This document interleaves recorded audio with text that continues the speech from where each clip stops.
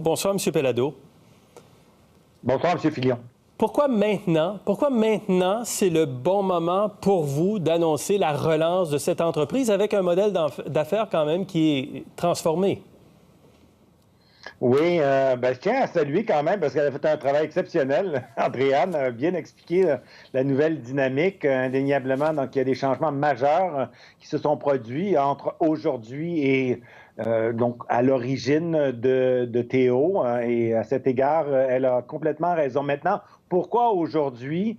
Lorsque j'ai fait l'acquisition donc de Taxelco, comme on dit à la barre du tribunal, vous vous souviendrez Oui. des difficultés financières, d'ailleurs, vous avez fait référence, c'était pour la relance de Théo. Il fallait quand même prendre le temps de mettre en place, justement, je vois que vous montrez l'application, bien s'assurer que nous allions avoir alors à ce moment-là les outils nécessaires technologiques pour s'assurer qu'on allait faire un bon travail. Ensuite, obtenir les véhicules et là aussi, il y a eu une bonne description. C'était important donc de s'assurer que nous allions avoir des véhicules avec une autonomie allongée, ce qui est le cas maintenant avec la Soul Kia, donc il y a une autonomie de plus de 300 km et également aussi de revoir le Oui. modèle d'affaires. Il l'a mentionné, ce ne sont plus des salariés, ce sont des entrepreneurs indépendants, donc Et ça des change chauffeurs de tout, taxi. ça, M. Pellado. Ça change tout d'avoir une technologie qui est meilleure, mais aussi d'avoir des travailleurs autonomes et non pas des travailleurs salariés syndiqués. La volonté de M. Taillefer, c'était aussi d'avoir un bassin de travailleurs bien protégés avec des avantages. Là, on n'est plus du tout là-dedans, là. Oui, mais en même temps aussi, puis elle l'a bien mentionné, c'est donc la loi 17, hein, Oui. la déréglementation donc de l'environnement dans lequel Alexandre avait démarré son activité. Il souhaitait qu'il y ait des amenuisements ou des aménagements pour faire en sorte de pouvoir être en mesure d'offrir une prestation équivalente, notamment en fonction de la tarification dynamique, donc aménagement qui était déjà offert par Uber, une entreprise, comme on le sait, internationale, une multinationale qui ne paye pas ses impôts ici au Québec. Et Donc, donc, tout ça va être quoi ça, la également, différence entre Théo et Uber, là? bien, théoriquement, il n'y en a pas, sinon qu'effectivement, Théo, c'est également donc du transport électrique. C'est du transport dont l'énergie est une énergie locale, une énergie qui économise donc dans les gaz à effet de serre. Vous savez, un véhicule électrique, c'est 15 tonnes de CO2 de moins. Ça, c'est extrêmement important.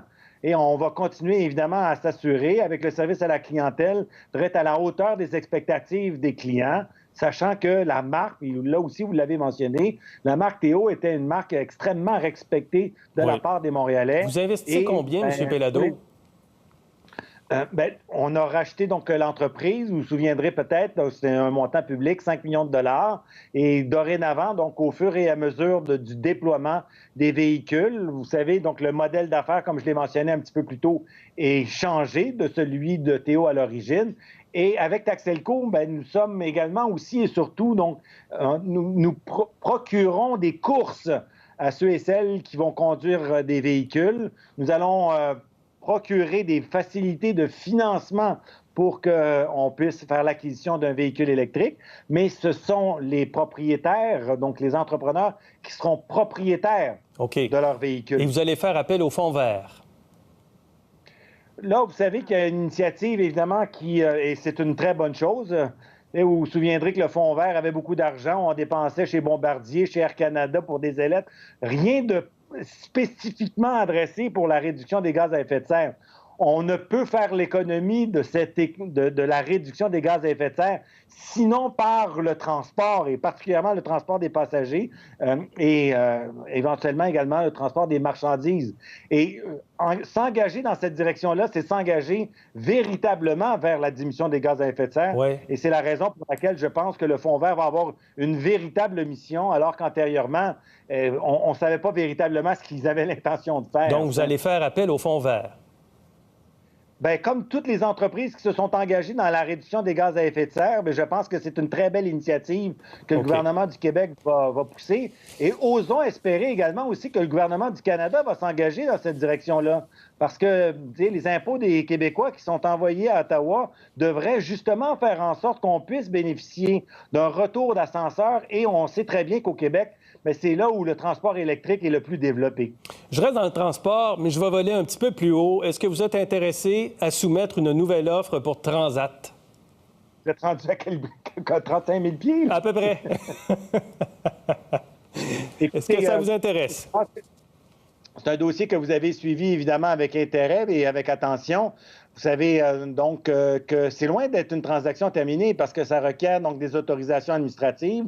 Vous savez que le Bureau de la concurrence a émis des recommandations qui n'étaient pas particulièrement favorables parce qu'on sait fort bien que la conséquence du rachat de Transat par Air Canada, ça va être la constitution d'un quasi-monopole. Plus de 60 donc des lignes aériennes sur la desserte européenne vont dorénavant être sous une seule entreprise. Donc, le Bureau de la concurrence a fait ce commentaire. Imaginez, parce que là aussi, on a besoin de l'autorisation au niveau de la Commission européenne. Comment la Commission européenne ne retiendrait pas les avis du Bureau de la concurrence canadien?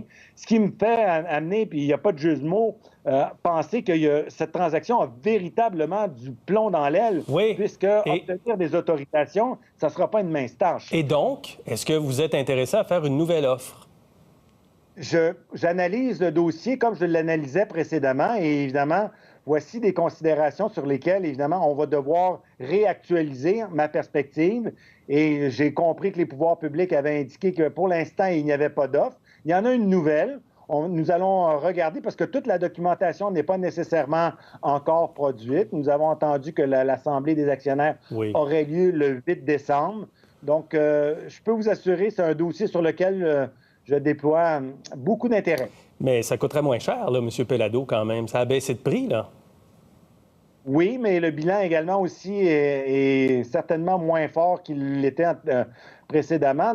La transaction, souvenez-vous, là, quand même, il y avait suffisamment de, excusez-moi l'expression, de cash en encaisse dans le bilan qui faisait en sorte qu'on payait une grande partie de l'acquisition par le biais de l'encaisse même de l'entreprise dont on faisait l'acquisition, notamment donc en l'occurrence Transat. Donc, les liquidités ont diminué. Il faut regarder le bilan avec davantage de détails. Vous savez que les résultats ont été divulgués au début du mois de septembre. Ça va être pour nous l'occasion d'y regarder plus amplement et plus profondément. Merci beaucoup, M. Pellado. Je vous en prie, M. Fillon. Merci beaucoup.